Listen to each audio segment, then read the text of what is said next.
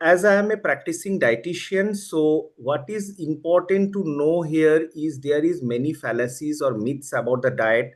People rarely come to a professional dietitians, they know everything about the diet. So this is the first things we know. And everybody starts their diet that whatever described in the earlier sessions, that they already have started intermediate fasting or keto diet. They are losing their weight drastically. They are taking the gym supplements. So what to do for the dietitian or the nutritionist or the recently passed out nutritionist, what they should do?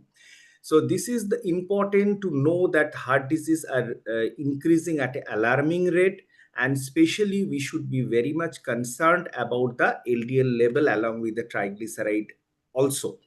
So even in India also, if we see, I will not take time to describe these prevalence or epidemiology, but it is also, if we see from 1990 to 2020, the American Heart Association is also giving the data that it has increased to many folds, and it is not limited to the urban population, as well as it is also common in the rural populations. So this is a lifestyle problem, and if you see the global burden, the cardiovascular risks has increased to many folds for this. Uh, just a second. Huh. So increased at a higher rate along with the diabetes, type 2 diabetes, and especially the obesity. So BMI is no longer the conclusion for the obesity, as Dr. Shuri has already mentioned that fat percentage is very, very important. In my clinic, we do the BCA and also the waist hip ratio for almost every patients, and especially what he has also mentioned about the sarcopenia, which is very common. So we use the hand grip dynamometer as well for diagnosing the strength of the patients. So these are all the cardiac problems which the patients usually we see. Along with, we will emphasis more on the diet in dyslipidemia and how to control hypertension with the help of lifestyles. So we all know that males are more likely to develop the heart disease than women, especially the hormones like estrogen, progesterone, which are higher in the woman before the menopause and keeps blood vessel healthy and lower the risk of the heart disease. Men have this less hormones, so they don't have the get the same heart protections.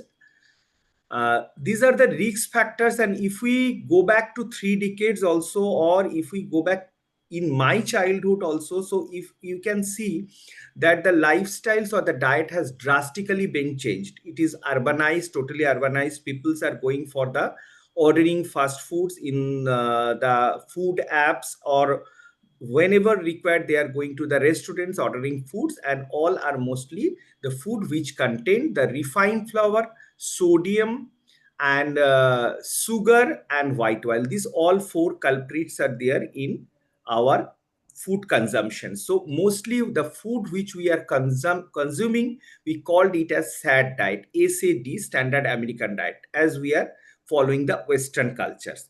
Managing stress is very important. We also see the patients coming to us has discontinued the medications and started doing their diet and exercise, and which is totally wrong.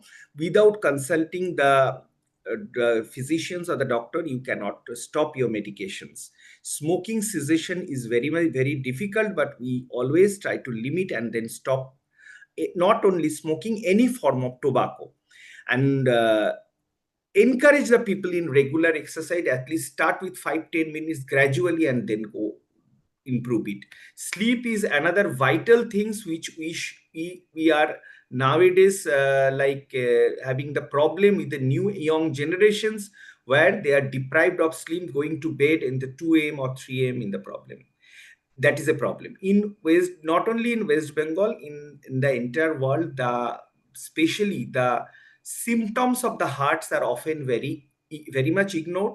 And as I belong from West Bengal, the people often are saying I am having very much chest pain due to acidity, and they are mostly on pantoprazoles or H2 blockers or whatever antacids.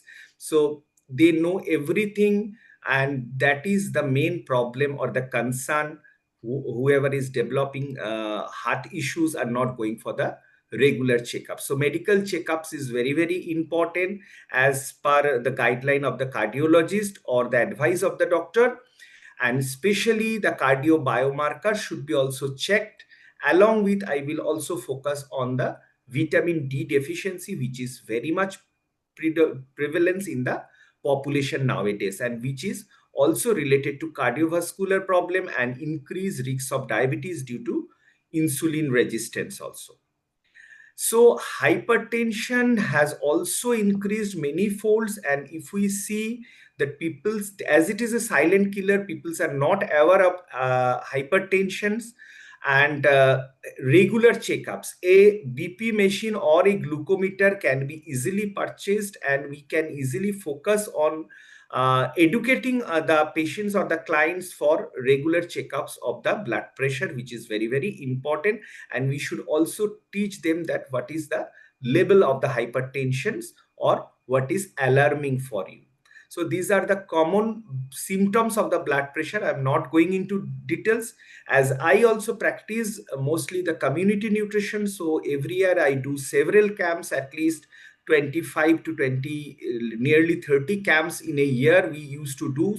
And why, with Indian Dietetic Association or Indian Association of Enteral Parental Nutrition, the other nutrition bodies, we used to do the regular health camps for both rural and the corporate populations. So that is very, very important. Now coming to the diet, and it is also being discussed that there is no fixed macronutrient distribution for the patient, but it is very important to choose the right quality of carb. And as we know, we are lacking in the dietary fiber. If we see the studies, we are hardly taking 6 to 8 grams of dietary fiber every day, where we need to take 20 gram minimum per 1,000 calorie, or 14 gram we say per 1,000 calorie. So 20 to 30 gram of fibers we are not at all taking, and which is very, very important to protect your heart. Both the soluble fibers and insoluble fibers are important. People have least knowledge about the good fat and the bad fat, and they will end up taking lots of oil, cooking oil. 5 members in a family taking 7 liters of the oil, whereas they are scared of taking walnuts or almonds, which are rich in omega-3 or omega-6, or even the seeds are having very good benefits. If we take in moderations like 10 grams or maybe hardly 15 grams, that also are coming, that is 9 gram, that is 9 kilocalories of energy is coming from fat, but it should come from the good things. Even people are taking not taking egg yolk. Most people's, I have seen the health concerned peoples are taking 8 to 10 egg whites. Instead, they can take one egg yolk or one whole egg every day as per the American Heart Association guideline. So there will be no harms, and it is having lots of micronutrients and omega-3 in the egg yolk. And dietary cholesterol from the outsourcing is also very, very important. We need to take lots of vegetables and fruits, freshly foods. People are searching for dragon fruits or kiwis, which is actually not required. You can take our own locally available foods, not required genetically modified foods, but they should avoid pesticides. So cleaning, washing of the green vegetables are very important. Amla is very, very important. It is locally available and it has lots of antioxidants. So mainly important is to reduce the inflammation and to take lots of green vegetables and foods. Protein, the high quality, I used to teach them like in this way, that then instead of taking nutrition supplement over the counter, you can have good quality of protein. Those who are vegetarian also, they can take soya proteins or the soya beans. Even the milk protein in the form of low fat milk chena or paneer or curd. Mandatorily we should promote probiotic to each and every patients for the gut health, because gut is very much important. And mostly the guts are compromised. If we can reduce the constipations also, we can also reduce the chance of heart diseases. So these are a few things we used to teach, that do not take the naked carbs. As sir said, we can just incorporate whole wheat atta, or that is bajra or ragi or oats powder, make it a multigrain atta at home. Do not rely on the commercial multigrain atta, because it hardly have any multigrain. And we need to avoid the refined millets. That is very important. And we need to combine the carbs with the protein, then it will be more healthy, and it will also reduce your postprandial glycemic response. So that is very important. And do not eat the naked carbs. So we as a dietitian need to suggest more healthy and tasty recipes, because taste is very important for the patients. And people scared of coming to a dietitian because they thought the dietitian will take away everything from the plate and will give that very sukha and all these types of diet. So this is not true. So we need to check about the patient's age, their preference, what they need. If we see, this is done by me, you can check the, when the patient is having 2 chapatis and chicken, what is the total calories and how much protein the patient is getting, and what is the postprandial glycemic response. So just meal modification becomes one of the important part of life. If we modify the meal, we can change the patient's life. So when the patient is very much obese and we want to give more fiber and protein and we want to reduce the carb, so we can modify the patient's meal according to the patient's preferences. So meal modification and meal sequencing is very important. So start the meal with fiber, then you can have some curd, then protein, and at the end you take carbohydrate. So your appetite will be also full, and you will not complain about that I am not getting enough amount of foods. Another important concern is over the counter taking the gym nutrition supplements or the powders, which the healthcare professional should discourage of taking, because when patients are coming with end up with CKD or high creatinines, or long term they are taking these supplements without knowing, or without knowing the amount of exercise they are doing. So that is very important, because these scenarios, because chance of heart attacks and the gym based diets which are provided by the trainers are very much bad for the patients. So we need to be concerned about the gym supplements and the diet provided by the gym trainer. Balanced nutrition, hydration is very important. So 40 ml per kg ideal body weight water should be taken. Meal timing is very important, as you are taking your medications on time. So meal timing should be considered and given priority. And we are as overburdened with the obesity. It is not only that increased weight or macronutrient concern, micronutrient deficiency is also very important for the patients with cardiovascular risks and also the obesity. So we need to give a proper amount of vegetables and fresh fruits to the patients. Another important, when the patients are newly diagnosed with the problems like dyslipidemia or blood sugar, so they often start that panic exercise. That over exercising is not also good. So you need to take help of the therapist or the yoga therapist or the exercise therapist, and you have to choose right exercise, which exercise is important. Warm up and cool downs are very important for the patients who are practicing at gyms or going for the exercise. So we should discourage of doing panic exercise, which increases the heart rate and blood pressures, and which can be very much fatal. It is also important to know, if you are taking 1/4 of the pizza, which is 450 calorie, you have to run for 43 minutes, or you have to work for 1 hour 23, that is 1 hour 30 minutes in approx. So we need to teach our patients that if you are taking how much exercise you also have to do. And also when you are visiting the restaurants, this is very important to eat mindfully. Mindful eating practice is very important. So there also, even you are going for some marriage invitations or any other invitations, so how you will choose your plate, what to eat, how should you limit, that is also very important task of a dietitians to do. So we lost many celebrities in the last years, also this year. So this is very important concerns, that even after having their healthy lifestyles, they are the stars. People used to follow them, but it is also important for us that these are the real concerns. So sleep apnea or the disturbed sleep is also very, very important, because I got the referred patients from the ENT specialist also. So sleep apnea should be given special emphasis, and especially obstructive sleep apnea, and it is also having increased of oxidative stress and inflammations. Stress is another factors. Even the we need to refer our patients to the psychologist also for proper counseling, because people are often very depressed, stressed, and they do underestimate these things. Even people are coming and complaining with irritable bowel syndrome, too much of stress. So that need to be addressed to reduce the inflammations and reduce the good cholesterols. In one word, we should ask the patient to quit tobacco at any forms.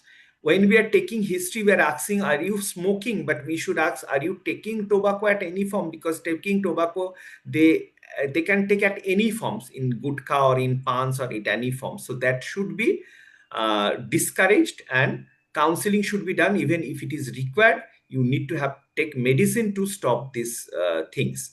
Alcohol, as per the guideline of American Heart Association, Diabetic Association, we often prefer the Mediterranean diet, but alcohol should be in limitation. Those who are not taking alcohol, we should not say about the health benefits of red wine to that patient or that client that who is not taking alcohol. So alcohol should be avoided or to be limited, uh, and we should teach about this, because counseling for the patients, we need 40 minutes to 1 hour for a dietitians. When the patients come to us, each and every aspects we are discussing, we gives for the recipes, whatever the healthy snacks they can keep in their decks, that also is the role.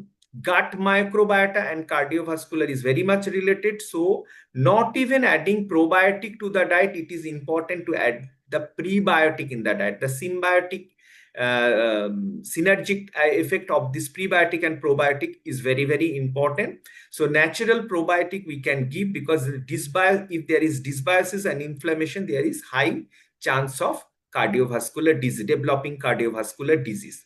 This is another very important, reading the sodium level or the reading the food levels, because most of the cookies, biscuits, these are having trans fats and too much of sodium. And nowadays there I can see the practice in the many household that people are not taking the iodized salt, and instead they are taking the rock salt or the pink Himalayan pink salt. These are also high in sodium, and they are lacking in the iodine. So sometimes potassium salt is good, but not for the CKD patient. See, for the CKD, it is both the salts are bad. So limitation of salt from 1.5 gram to 2.3 gram per day is recommended.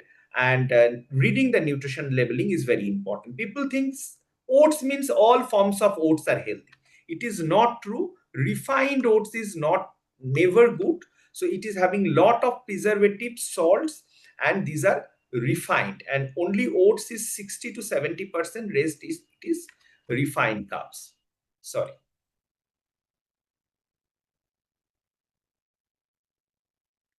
it's not changing. Huh.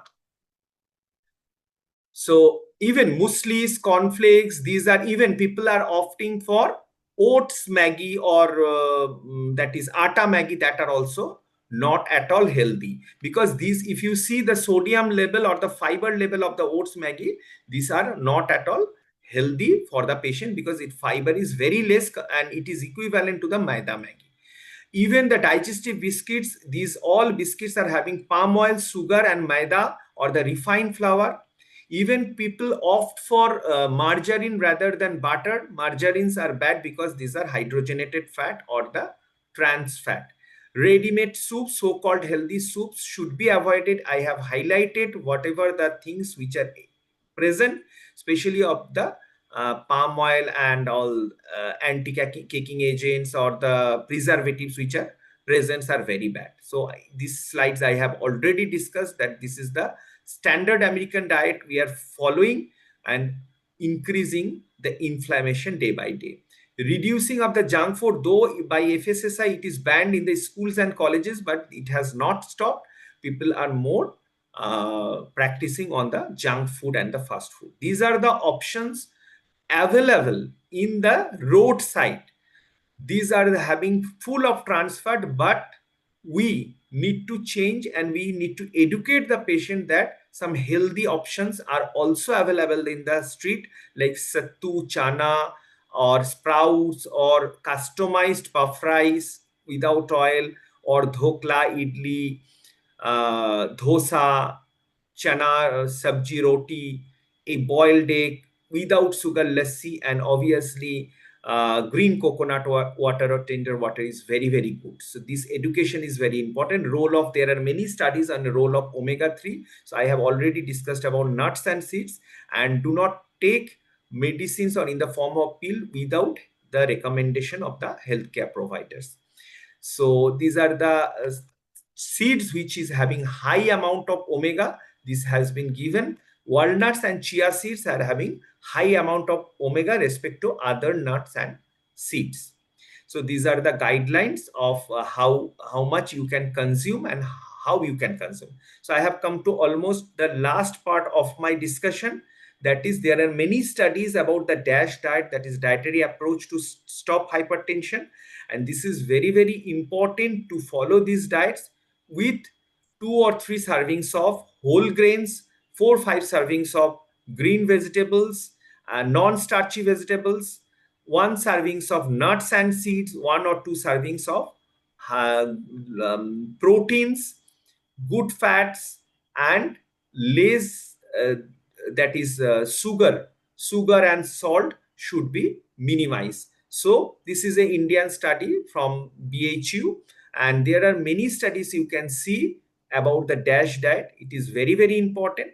And physical activity, healthy eating, managing weight, cessation of smoking, alcohol moderation, stress management is very, very important, and regular health checkup are very important. As per American Heart Association, fruits and vegetables, whole grains, protein, low fat dairy and fats, good fats, and reduce the sodium to 23 milligram per day, and ideally and aiming for lower, more sodium, it is 1500 milligrams. So these are the dietary recommendation. I'm not going through the slides. These are the all taken from American Heart Association recent guidelines. Education and support are very, very important. If we are asking patient to take less oil, so we should teach how to cook with less amount of oil. That is very, very important. Monitoring and follow up both by the doctors and the dietitians is very important. Improving the magnesium and potassium rich foods are also very, very important. So this is the summary of what I have spoken today. And very, very important is, again and again I am saying, that is education of the patient is very, very important to reduce the chance of heart attack or reduce the cardiovascular risk. Comply with the prescribed medication and make an emergency plan. That also you need to educate if a patient when to rush to the hospital. And also follow this ABC method, that is your blood glucose, your blood pressure, and your cholesterol level should be in check. Especially for the comorbid patients, the LDL level should be below 70 mg per dl. Thank you for your patience hearing.